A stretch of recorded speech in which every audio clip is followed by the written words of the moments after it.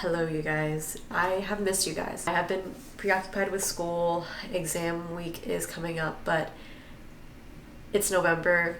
You guys know what time it is. I do have a month left, but that month in December is probably going to just be me studying my ass off. And now I'm here. But enough of that.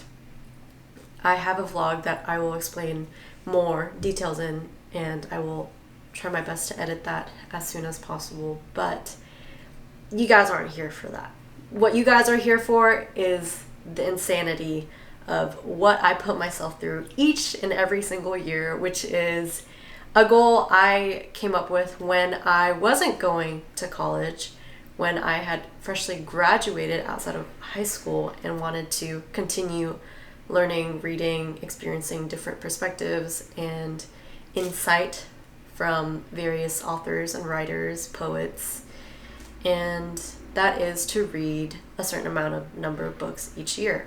And that varies from each year, but the baseline is I want to read 100 books each year. Carry a book. That I don't know if you want me to do a video of how I can break down what I do to read that certain amount of books.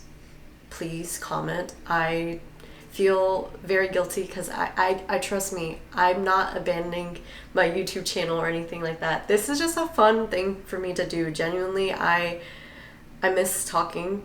It feels like I'm talking to you guys. I know I'm talking to a camera, but it feels like I'm talking to you guys, and I am so grateful for the people who continue to stay and be patient with me, and the people who engage even when I'm off YouTube. Like, I have people who are DMing me on Instagram or commenting, and I'm like, I'm so sorry, like, trust me, I will come back. It's just that I'm like busy with school. It's not because I'm like avoiding you guys or anything like that, but because I feel so guilty, I wanted to also reward you guys who have been patient and who have stayed on my channel.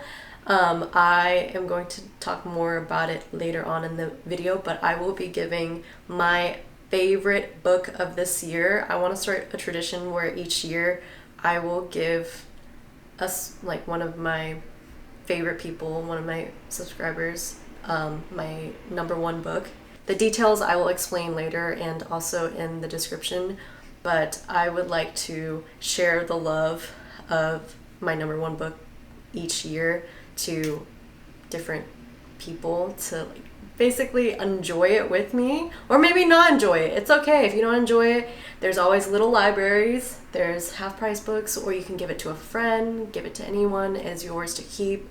But yeah, so that is new, but I want to start doing that because I feel like it is a better way to also engage in the community that continues to be patient with me. This year, I have read 110 books. As of November 17th, which is the day I am filming this, I have read 110 books. I know that sounds batshit crazy. I'm thankful that most of those books I read outside of school. So like, before I even knew that I was going back to school, I had read the majority of that. So don't ever, like, I don't want people to feel like, well, I'm in school, I've worked full-time job, I haven't read. I read that outside of school. I don't know if it's going to be even up to 100 next year. I have no idea. Each person is different. Don't feel guilty. That's the point of what I'm trying to say. But I read 110 books, and here are 10 books that I highly recommend. So you don't have to filter through the bad books, because I will do that for you. Unless we have different opinions, which is completely fine. But just know, I think I trust my judgment. I've been doing this for long enough. I will say I'm not a huge fan of fantasy. I'm not a huge fan of sci-fi or romance, unless it's like classic or like really erotic, weird, borderline like cultish. It's just, you know the vibes. You know the vibes. The 10 books, starting at number 10. I have my iPad because I want to slow down my thoughts, and also I've written some notes, and I'm going to like read and summarize the books more efficiently than I did in the other videos, because I have to edit this video. Like, I have to edit it, and every time I edit my own videos, I'm like, God, you idiot. Like, you can't speak well. You get like nervous or you get too excited and you're not really articulating anything well. Nothing's really coming through, at least from what I judge. So that is why this is here to help me so I can summarize the books better for you. First book I'm going to recommend, book number 10, is A Musical Hell by Alehandra Pizarnik. I'm not sure if I'm pronouncing her last name right, but this was a book that I have never heard of her before, but ever since someone introduced me, someone very special to me, my lovely girlfriend, she has been on my mind, and she pops up everywhere now, and I think it's really interesting how that happens, where you don't know about someone and then you hear it once and then it just continues to find you. And I think that is a sign in itself that you need to read their writing. If someone keeps mentioning them to you or you just keep seeing them everywhere, just go for it. And my girlfriend Sarah was like, she is an Argentinian writer, I think, or Argentinian poet, who is just amazing. Like, this, it's a very slim book. It is published by New Directions, and I trust anything that New Directions touch. Like, that publishing company is doing everything right. Not only are their covers incredibly beautiful, so stunning, their stories that they publish, the creators, the writers, the artists, poets, never a miss. The thing about her, though, is this book is by like split into Spanish on one side, which is the left side, and English on the right side. And so what was cute and what I loved about it is that Sarah's first language is Spanish, and my first language is actually Vietnamese, but I speak English very fluently because I was born in the States. I was born in South Carolina, actually, but I was given this to her from her when she went to Austin at a cute little bookstore. She bought and read the Spanish side, and she annotates like I annotate as well. And once she was done reading and finishing the book, she gave it to me and I read it. And it was funny because I wasn't noticing the Spanish because I was just focusing on the English poems, and there are certain poems where I'm like, I love this line, I'm underlining it, I'm writing it, and I see that she's done the same thing on the Spanish side. And I think that's such like a lovely thing, that though the language can become like a barrier, that is why I always admire and adore translators for doing God's fucking work. Because do you know how hard it is to not only translate a body of work and keep the originality of the intended language of what the author is trying to communicate, but making it rhyme, making like the words articulate the same emotion, making sure you're not taking your own measures to kind of overstep into almost changing the whole work. I think it was incredible that me and her still understood and drew to the certain lines that Alejandra wrote, and I think it's really great. What's really sad is that most of her work is still not translated yet, and it makes me feel like I'm like, I gotta learn Spanish more. Like, I gotta learn it quickly, because there are pieces and words that I do understand, but I think that just as a reader, I'm like, I need to like learn more languages so I can read more in the original language's source. This is just a compilation of music. She was born to Russian parents, and she had to flee like Europe during the Nazi Holocaust. It was just crazy. She lived a crazy life. But like all great authors, sadly, trigger warning, she overdosed. While waiting for a world to be unearthed by language, someone is singing about the place where silence is formed. Later, it'll be shown that just because it displays its fury doesn't mean the sea or the world exists. In the same way, each word says what it says, and beyond that, something more and something less. Ninth book that I want to recommend is Bread of Angels by Patti Smith. The girls know. If you don't, I'll explain it. Patti Smith is like the OG starving artist, but not in a pretentious way at all. This woman is so lovely. I love her. And recently I also saw that she supported Palestine because of the things that she reposted about Greta. And I think that's incredible. It's so lovely because she also lived in this time where there was actual community. Like, there was a sense of community during that time where artists, genuine artists, supported each other, and they didn't have this sense of course each artist are individuals and they have this individuality, but not in the negative sense that we kind of see now. That's so common, where we sacrifice community for that. We sacrifice community for the cost of convenience, and I think that's really, really sad, because it's all, at least from what I observe, and it's not because I don't want to like tell people like this is what is happening right now. Just from what I observe with other people, other artists that I admire, it's really sad because I don't see that network of artists and love and camaraderie that I see in the past, like not just poets and photographers and musical artists, but just in general. It's really sad that people will sacrifice that. There's a whole, I can go on and on about it, and I don't want this video to be really long, but the book Bread of Angels, it just came out I think this month in November.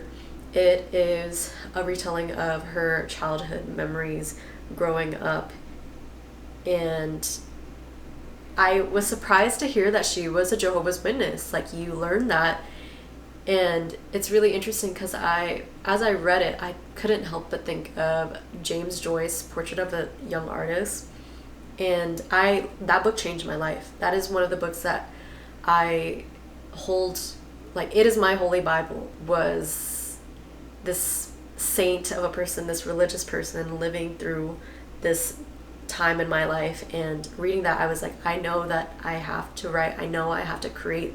Like, I love creating. I am not like a logical, rational person per se. I am so emotional. I'm so impulsive. I'm so like creative, and not in like a flexing way, but it is generally like sort of like a curse, because no matter what you do, you will have that in you. I did myself such a disservice ignoring that voice for so long, and I just, that is why I'm in school again. So the Bread of Angels is literally about her going through life and having grief, having loss for artists who supported her, who were her honest companions, who encouraged her to grow in her creativity, in her work, and even her domestic life. She has power ruling in, like, she became this amazing musical artist, and then at the top of that, she decided, like, I want to choose love, and she moves in with her husband and has a child, and I think it's just so humanizing, and it is very intimate. So I love that book. That is number 9. You guys are gonna hate me. You guys are gonna hate me. So, Being in Time. I have to put in philosophy. Sorry. I know that I'm saying, like, these are the books that you should read out of the 110 books, and it's like kind of difficult. That's the point, because I have to read a book in order to basically commend it to you. I have to recommend this book to you because it is very, very good. Being in Time. The man himself is very questionable. I understand that most artists are very questionable. If you want to have that debate about art versus artists, I completely understand that. If you want to pass on this, you can. Promise. Not going to be offended. But I think it's really great when you read a philosophy text, and it is okay if you don't understand 100% of it. I think it's kind of pretentious if you say that you do. I generally don't think anyone does understand 100% of any philosophy work.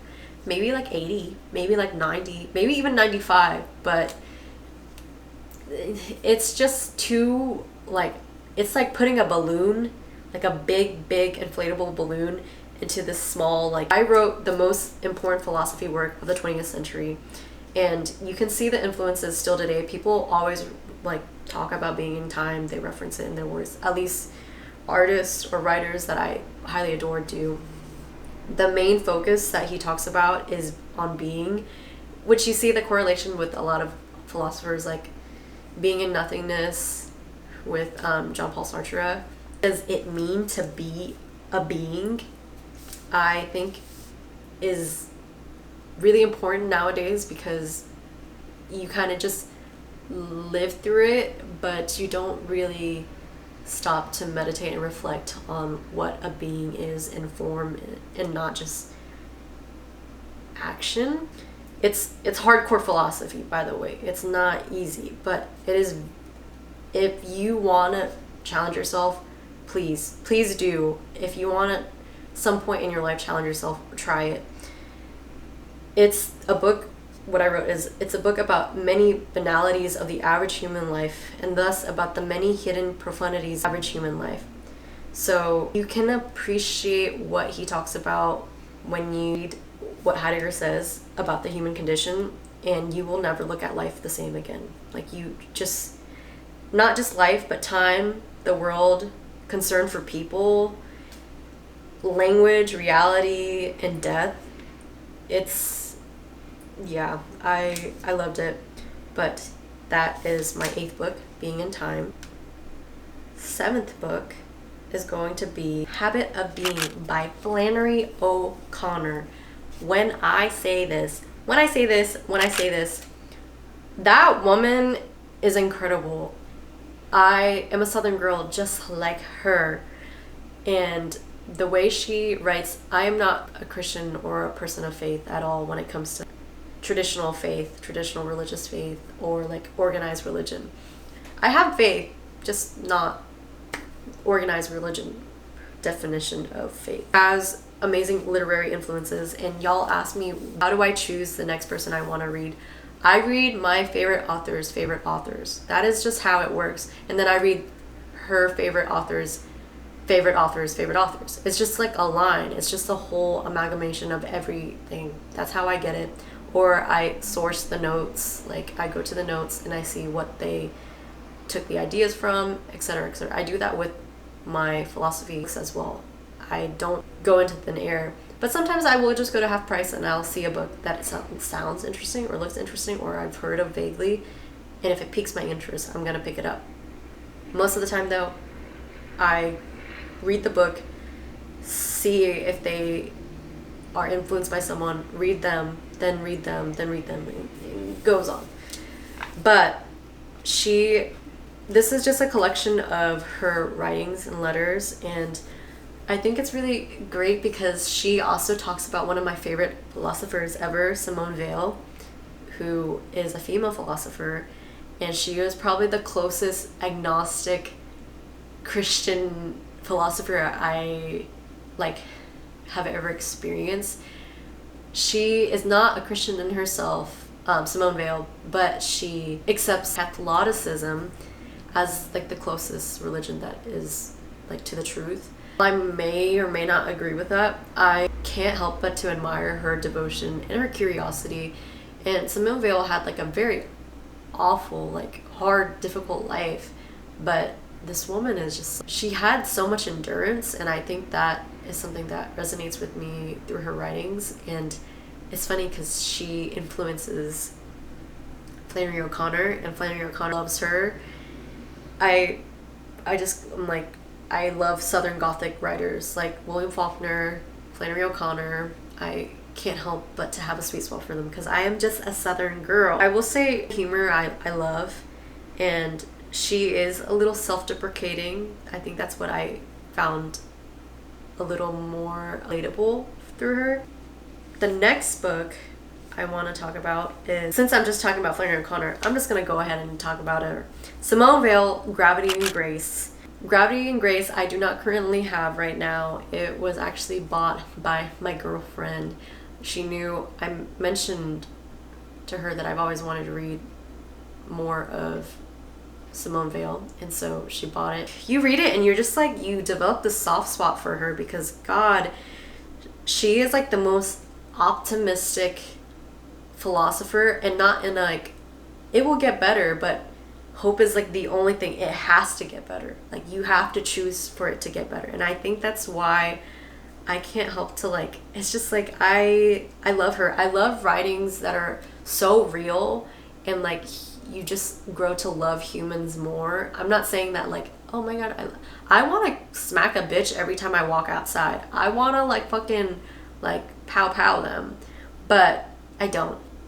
But Gravity and Grace is a philosophy text, probably one of her most famous ones. It was her first ever publication. Here's some context. Simone Weil was like living the life. She had it all, and she had empathized with the war that was going on in France. So she basically threw all of it away, joined brutal work with wartime factory laborers. Wouldn't be a video without noise. I live downtown, people. I live in a city downtown. It's gonna be noisy. She, out of compassion, she was not forced to do so. She had this sense of solidarity with the soulless wartime workforce, and she wanted to do that, and that was her act. And sadly, she also died from it. It was her final act. It was a hunger strike.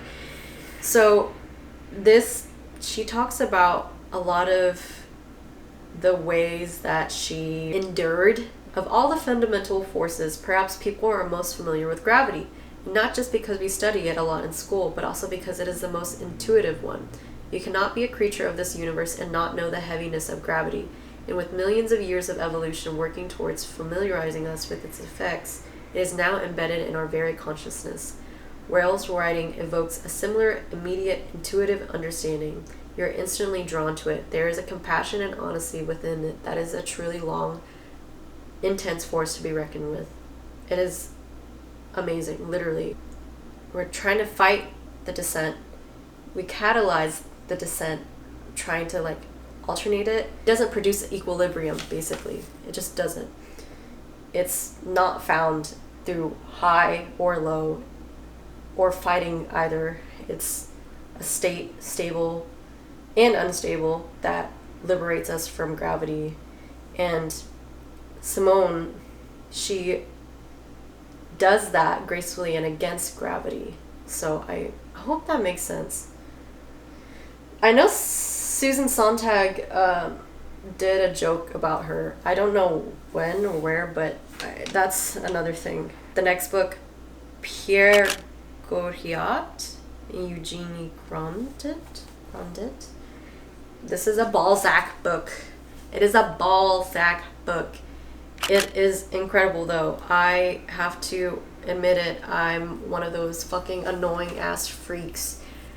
It's not hard compared to philosophy, though. Like, if you want to read like a good book that's a little challenging, not so challenging in a philosophical text, it's good. It's also kind of like comedic. He talks about paternal love, greed, despair, class in these books as well. This is like a counterpart to Shakespeare's like King Lear, where a father, one of the stories is like the father is so blindly devoted to his daughters that it destroys him. His daughters are actually awful people, and they take this love and manipulate him into doing their will in any shape or form where it destroys him. He becomes impoverished, and you just like you grow to hate the daughters, but you also kind of hate him too, because he just doesn't have enough backbone to like say no, because he lost his wife, and that was like his last love, and his wife gave them these two daughters, and he's like, that's all I have left. It's crazy. One of the quotes that I wrote down is from that story is, I love them too much for them to love me at all. That, it's like really unnerving. It's like a psychological like analysis that you can like write from this book. It is incredible. The next one is going to be Waiting for Godot. I told myself, don't read Beckett. It's okay. It's like, who's another author that I felt this way with? Wallace Stegner or John Updike. I have not read anything from John Updike. I have him on my list. He's just, you know, he's always gonna be there, and I don't feel any urgency to read him. I have time, and that's like a danger. I need to not have that attitude towards authors, but I just do. It's just natural. There's so many writings and so many authors I love. Wallace Stegner, John Updike. I was like, Samuel Beckett was one of those people. Boy, was I fucking wrong. I was wrong. I was wrong. This man has something wrong with him. He is like so utterly fucked up in the head that is like genius. He is a fucked up genius. And I don't want to like praise a man so highly, but he is incredible. The way he writes his plays, you just like, you read it and you're like, oh, and then you just like confuse, you pause and you think about what you just read and you're like, this is like fucking insane. Because it's literally just banal. Like, he's talking about like very mundane, he's talking about very serious topics, he talks about life, he talks about death, he talks about very existentialist things through like the most mundane storytelling, narrative, dialogue. And at first glance, you might think, like, you're reading through it and you're like, what the hell is going on? Like, this is a whole lot of nothing. Like, if you read in between the lines, that's where it's just incredible. I love authors like that. I love writings that are just like so deceptively mundane. Like, the mundane is what takes up most of our lives, and we want so badly to get away from it, but that is what it's like it's our battle, it's our victory, it's our loss. Everything that makes up the mundanity of our lives is what is the most important. Like, that is where we can grow the most, learn the most, rest. Like, it's just so interesting, like the routine of certain things. And he just does an incredible job. I specifically said Waiting for Godot, but I also read some of his other plays too. I think Endgame was another one that Sarah Microfont so lovingly got me. Get you a girlfriend, get you a partner who understands your taste. Even if it's not for them or they haven't read anything, they see it and they think of you. That's what love is. Love. Going into now one of my favorite writers. He's a man, but I will say his writing's very honest and hopeful, and I just love it. It is Plexus by Henry Miller. I also want to mention Crazy Cock and Stand Still Like a Hummingbird. The reason why I want to mention them all together is they all like briefly talk about, not briefly, they go on and on and on and on about the same topic, and that's why I love it. So Crazy Cock, it's a story about how his wife June fell in love with this other woman, and he was not happy about it. Plexus was incredible. I loved it so much. I think I loved it more than Sexist. I'm pretty sure I do. It is such an honest work of art. Like, it encourages you to go after what you want to do in like the least bullshit nicety way that you are used to hearing. Like, there are so many niceties that you see and hear in media, life, other people saying like, just go for it, you'll love it. He does it in like a real ass way, because what is the point? Like, literally, what is the point if you don't do what you know you want to do? And the reason why you're not doing what you know you want to do is because of this evolutionary trait that we have to protect ourselves against harm. And that evolutionary trait is also awful. Like, it's natural, but it's awful. It destroys so many people and so many artists, so many like engineers of creativity. Like, it destroys people, and I think it almost destroyed me. Hopefully it doesn't. He writes about this, and he goes in between like these huge, amazing, encouraging monologues and then his reality of living as a starving artist. Like, he basically drank, had sex with a lot of people, smoke, had monologues, gave money that he didn't have to other people. That's like where the line, I don't know if it was in Plexus or if it was in Crazy Cock, where he was like, I am the most poor man ever. It's like the most quoted quote from him. I am the most poor. I have nothing in my life. No money, no job, no clothes, no women, and I'm the most happiest. I'm like the happiest man alive. And I think it sounds very idealistic, but he genuinely means it, and you can see it in his writing. The first book that I wanted to talk about for a while now, it's been on my list for a really long time, and it was actually the first book that I finished in Asia. I mentioned it, but I didn't go on too much about it because I knew I was going to want to talk about it now. Number 1 of 2025 out of 110 books is Marcel Proust's Swann's Way. Now, I understand how pretentious that sounds. I really do. But I wish you guys knew more about like my personality, because I don't want to be pretentious. I'm too goofy. I don't give a fuck. I just really love books. I love books. I love art. I don't think I'm above anyone because I like those things. This book is fucking good. It's so freaking good. So it is part of a series that I have not read all of. I want to get like specific UK versions, like Penguin UK versions of the books, but I have a few of them that I found at half price. It's really supposed to be one big book, but they split it off into 6, kind of like Bolaño's 2666. Recollection of that Proust describes memory through things and objects that we don't, the moment when we experience them, we don't hold a lot of importance. We don't really even take a second look at them. And one of the things that people probably reference a lot, and is like the Madeleine bread. Maybe I'll put a picture. Ding.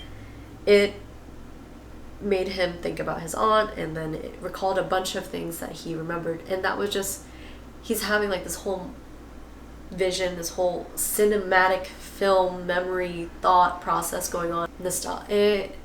It makes me think about certain things that I hold very dear to that may seem very random, and I didn't hold importance until I guess like encounter it later on. Maybe that's a scent, a sound.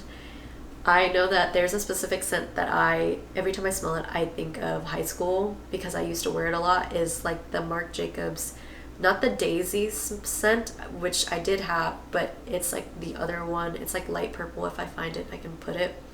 That scent is the scent I smelled in high school all the time, because I would spray it on my neck on doing like art contest. It makes you think in how the senses are so powerful, and they could just recollect things so importantly. That's why people love Anthony Bourdain as well. Like, he discussed how like food unites you, and that's just one sense. Like, there's scent, smell, taste.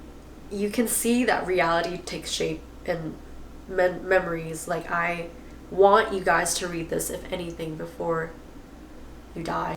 Those consumed by the wasting torments of merciless love, nostalgia, sentimentality, you will love this book. I cannot recommend it anymore. I found the copy. This is the copy. I want you guys to have this specific copy as well, because I just think it's really beautiful. But if you want this, here are the rules, and I will put all the rules down in the bio as well. Sorry, I'm using my phone now because I wrote out these rules while I was at work still. She's busy. She's a busy girl. It's just a quiet gesture of gratitude for me, because I want you guys to enjoy this book just like I did. I read it in Asia, I read it in Vietnam, and I specifically remember the hotel, what I was eating, the tea. I was having English breakfast tea, which is funny because I was in Vietnam. But it was just really lovely, and I want you guys to have your own memories associated with this book and share it with others as well. And it's just building a huge community out of Proust. Like, come on. He would love it.